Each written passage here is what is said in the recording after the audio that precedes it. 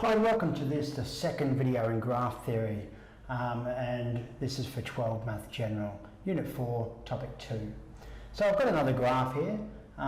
It's a simple graph, there's no loops, no multiple edges. It's a connected graph, there's no isolated points, so mean all those things. I'm going to talk to you about adjacency matrices. In Unit 2, you cover a topic on matrices, so you should know what a matrix is to store data and some simple arithmetic around matrices. I'll show you this adjacency matrix, and later on you'll see there's some really purposeful uses. It's also a good way to represent a graph if you don't want to draw it up or if that's the information you have. So an adjacency matrix is basically like a table representation.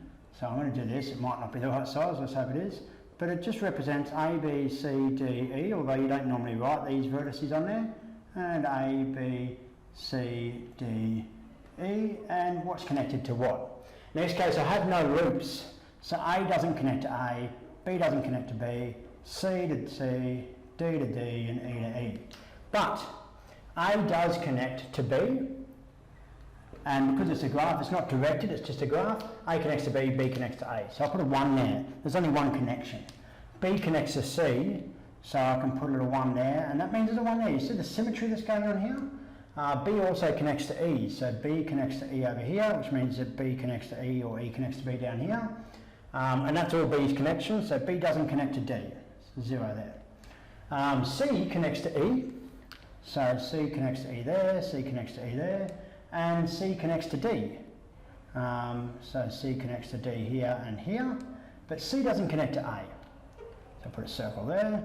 D connects to A, E doesn't connect to A, so A doesn't actually connect to D or E, so we get 0, 0 in there, but D does connect to E, so we get a 1 there and there. This adjacency matrix tells you everything you need to know about this. It tells you all the connections. The interesting thing about this is you can actually have an isomorphic graph. So I could take this and I could create this graph. Dot, dot, dot, dot, dot.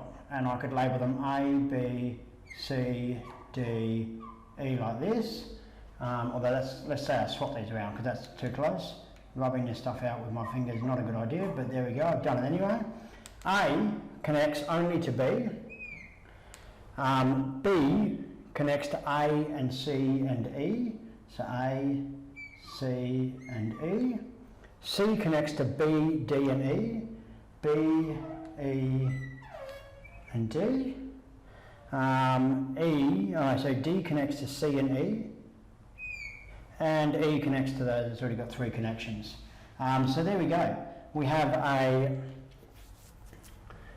graph here, and this is actually called an isomorphic graph as well. Now the interesting thing is here, and I've held this back from the last video, is that there's something called the degree of a vertex. So here's a vertex here, there's vertex E, and we can work out the degree of vertex E there. The degree of vertex E is the number of edges that connect to it. In this case, that's 3. If I have a look along this E row, or the E column, 1, 2, 3, I get a total of 3.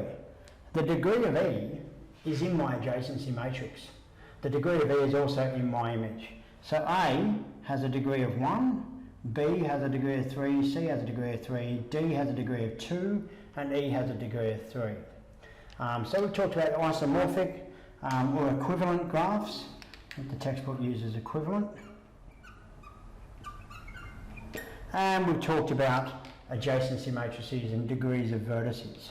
Now I do want to add to this a little bit of work to do with directed graphs as well, and multiple edges. So let's start with our multiple edge theory. Let's imagine that B connected to E twice. If B connected to E twice, it would mean that up here in our adjacency matrix, B to E would actually have a 2, and B to E would have a 2.